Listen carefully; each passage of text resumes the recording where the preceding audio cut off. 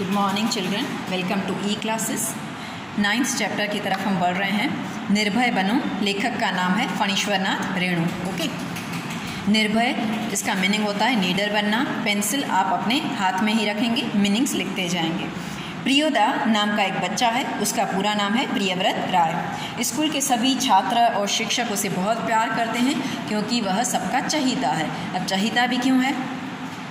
जब भी कोई गांव में या कस्बे में बीमार पड़ता, कोई भी टीचर हो या किसी की सेवा करनी हो, सहायता करनी हो, तो ये जो प्रियोदा का ग्रुप है वो पूरा का पूरा उसकी सेवा में हाजिर हो जाता। जब तक वह व्यक्ति, जो बीमार व्यक्ति है, भला चंगा ना हो जाए तब तक वह उसे छोड़ते नहीं थे। एक आश्रम बना हुआ है, सन्यासी आश्रम। उनके लिए ये लोग क्या करते हैं, हर रविवार को सुबह निकल पड़ते हैं चंदा इकट्ठा करने, मुठिया वसूल करने। इसका मीनिंग होता है आश्रम के लिए चंदा इकट्ठा करना। जितना भी चंदा इकट्ठा होता था या पैसे मिलते थे, वो सारे के सारे ये लोग क्या कर देते थे, दान में उस आश्रम में दे देते थे। रोबी और कालू प्रियोदा के दल में हैं, अर्थात इसके सदस्य मेंबर हैं। अब मनमोहन नाम का एक बच्चा जो है वो इस ग्रुप में शामिल होना चाहता है, अर्थात वह भी बच्चा क्या है, बड़ा ही सेवाभावी है। जिसकी सेवा करने की भावना हो वही इस ग्रुप में शामिल होता था, है ना।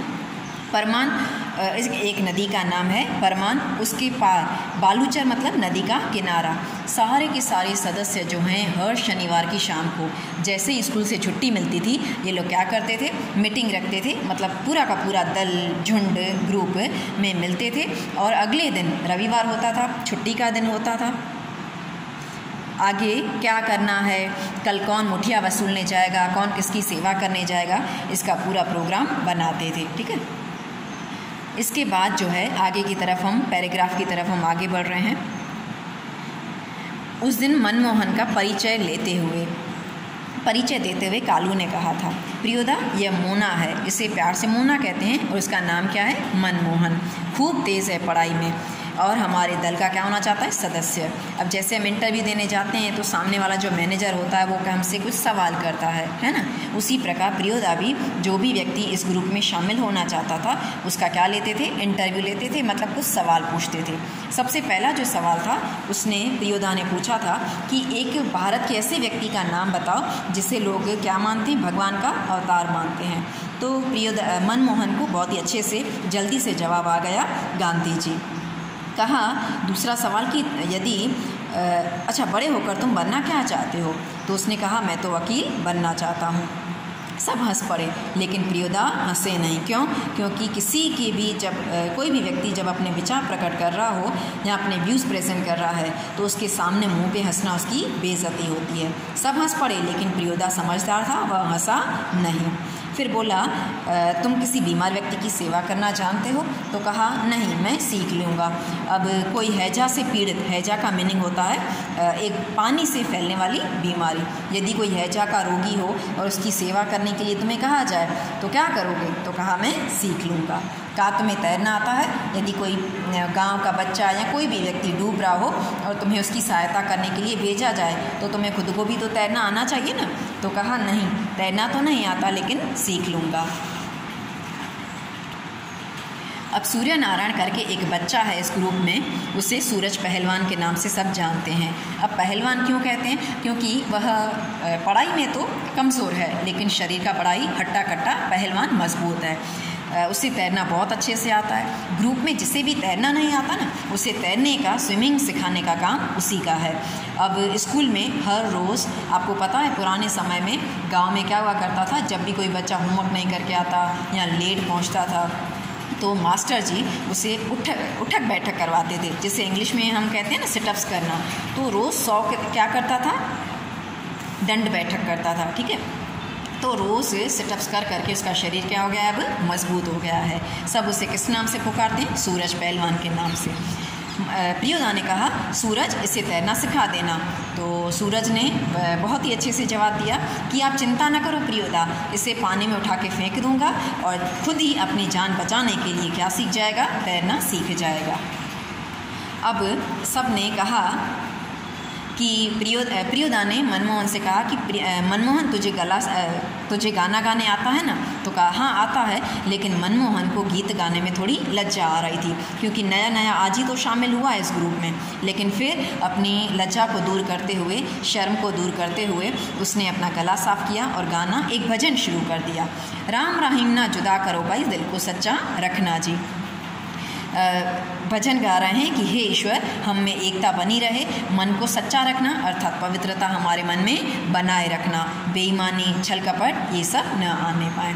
तो प्रियोदा खुश हो गया और कालू से कहा कि जो प्रभात फेरी वाले गीत हैं ना, अब प्रभात फेरी क्या होता है, सुबह के समय में किसी भी त्यौहार पर या कोई अच्छे दिन पर, या कार्तिक मास जो हमारा दिवाली वाला महीना होता है उसे कहते हैं कार्तिक मास, उसमें आपने देखा होगा कुछ लोग पद यात्रा करते हुए हाथ में मंजीरा वगैरह लेकर ईश्वर के भजन कीर्तन गाते गाते पूरी सोसाइटी में पद यात्रा करते हैं, उसे कहते हैं प्रभात फेरी। तो ये बच्चे जो हैं वो भी क्या करते हैं, प्रभात फेरी करते हैं और ईश्वर के भजन गाते हैं। तो कहा इसको वो गाना सिखा देना, क्योंकि प्रियोदा की आवाज़ बड़ी ही मधुर है। आगे की तरफ हम बढ़ते हैं, वहाँ पर संध्या का समय होने वाला है, ठीक है। पूरा का पूरा आसमान जो है लाल हो चुका है, अर्थात सूरज डूब चुका है। सारे के सारे दल के सदस्य जो हैं अपने अपने घर की तरफ लौट रहे हैं। अचानक से वहाँ पर एक गाड़ी में, एक कार में, पुल के पास, नदी का किनारा है, वहाँ पुल है, पुल के पास एक गाड़ी में नौकर बैठा हुआ है यूनिफॉर्म पहने हुए। वो अपनी मस्ती में धुन में गीत गा रहा था। बोला गरीबक दीन पहिया पिबे, बोला गरीबक दीन, अपनी भाषा में अपनी बोली में गीत गाया जा रहा है। सूरज जो पहलवान है उसने भी एक गाना शुरू कर दिया। एक टाजे लोटा छल बेटा छल तीन पनिया, पिबैत का लोटा लेलक छीन। कृत्यानंद झा ने कहा विद्यापति की नाचारी है। नाचारी का मीनिंग होता है एक प्रकार का लोकगीत, जैसे गरबे हम गाते हैं, ठीक है, गुजराती में जो गाए जाते हैं गरबे, इनको भी क्या कहा जाता है, लोकगीत। इन्हें लोकगीत क्यों कहा जाता है, क्योंकि लोगों के द्वारा बनाए जाते हैं और लोग गाते गाते अपनी आने वाली जनरेशन को भी क्या करते हैं, सिखा देते हैं। मतलब पुरानी पीढ़ी नई पीढ़ी को सिखाती जाती है और फिर एक प्रकार के ये क्या बन जाते हैं, लोकगीत बन जाते हैं, ठीक है। इसे कहते हैं नाचारी। अचानक से बंदूक चलाने की आवाज़ आई, टट्ठाएँ। बालूचर का मीनिंग होता है नदी का किनारा। किसी ने फायर किया मतलब गोली चलाई थी। अब देखो किस पे गोली चलाई थी, एक पखेरू का मीनिंग होता है पक्षी, गिरकर छटपटाने लगा। उसके साथ जितने भी पंछी थे वो सारे के सारे देर तक रोते रहे। क्यों? क्योंकि उनके पंछी की, उनके साथी की क्या हो चुकी, गोली चलाने की वजह से मौत हो चुकी थी। अब वो जो मटमैले अंधकार में, मटमैले मतलब थोड़ा मैला अंधकार, जिसमें हमें थोड़ा थोड़ा दिखाई देता है, धुंधला धुंधला, आदमी दौड़ता हुआ आया और मरी हुई चिड़िया के डैने का मीनिंग होता है पंख लेकर चिल्लाया। मिल गया हुजूर, उसे क्या चाहिए थे, उस चिड़िया के पंख चाहिए थे, और अपने मालिक के पास जाके कहता है कि मुझे इस चिड़िया के क्या मिल गए, पंख मिल गए। इब्राहिम को बहुत गुस्सा आया और सब डिप्टी साहब का अर्दली है, अर्दली मतलब नौकर है, भारी खचड़ा है। यहाँ पे एक शब्द दिया गया है बुक में, मतलब इब्राहिम ने उस नौकर को क्या दी, गाली दी। तो प्रियोदा के मुंह से तुरंत निकला होल्ड, अर्थात चुप हो जाओ। क्यों उसने चुप कर दिया, क्योंकि कहा कि तुमने अपशब्द बोला है। अब यहाँ पर एक और बात समझा दूँ, इस क्लब का नियम है कि कोई भी किसी को अपशब्द नहीं बोलेगा।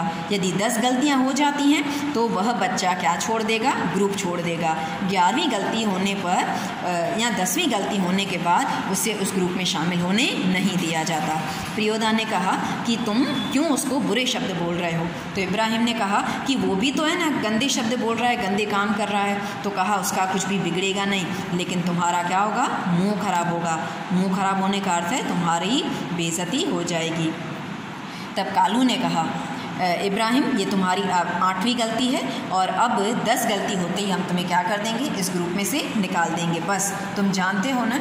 और प्रियोदा से कहा कि इसे छोटी छोटी बातें देर से समझ में आती हैं, आप उसे ज़्यादा न समझाओ। इब्राहिम ने कहा तुम्हारा मुंह खराब होगा, उनका कुछ भी बिगड़ेगा नहीं।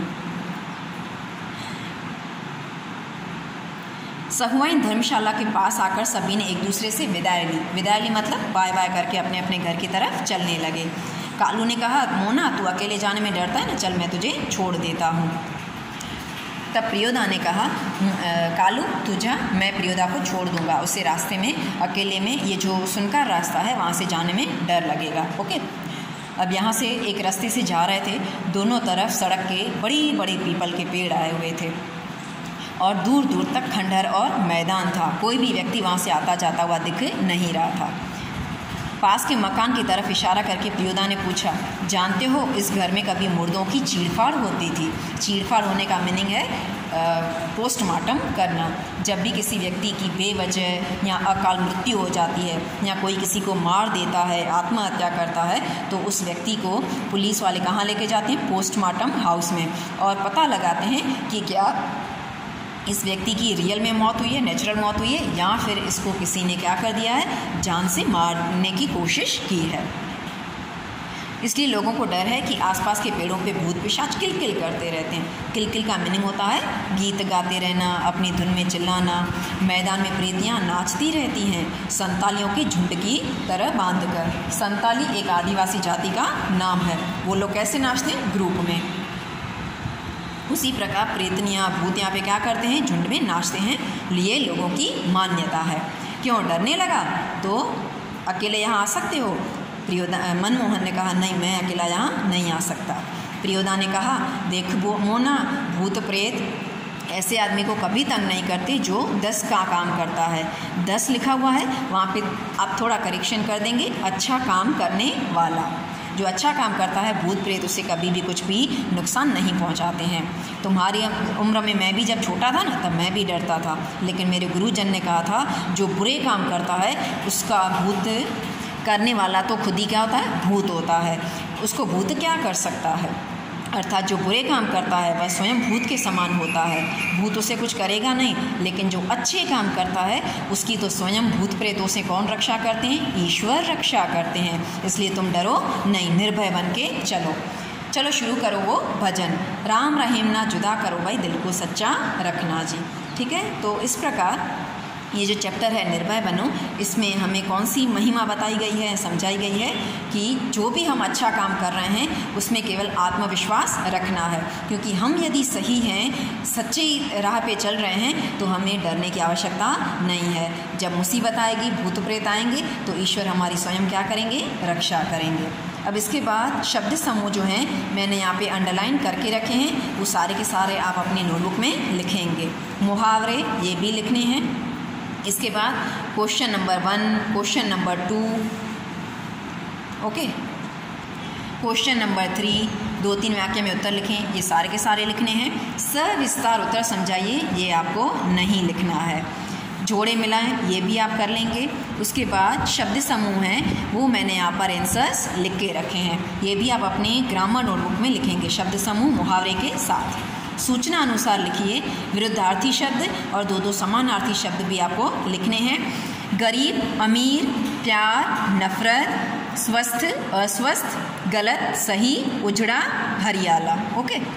समानार्थी सुबह, भोर, प्रातःकाल, सवेरा, शाम, संध्या, सांझ, दल, वर्ग, झुंड, कमज़ोर, निर्बल, क्षीण, मकान, भवन, सदन, ग्रह। ओके बेटे, ये सारे के सारे जो यहाँ पे क्वेश्चन आपको लिखने हैं नोट में, वो एक्सप्लेन कर दिए हैं। आई होप आपको ये चैप्टर अच्छे से समझ में आ चुका होगा। Thank you.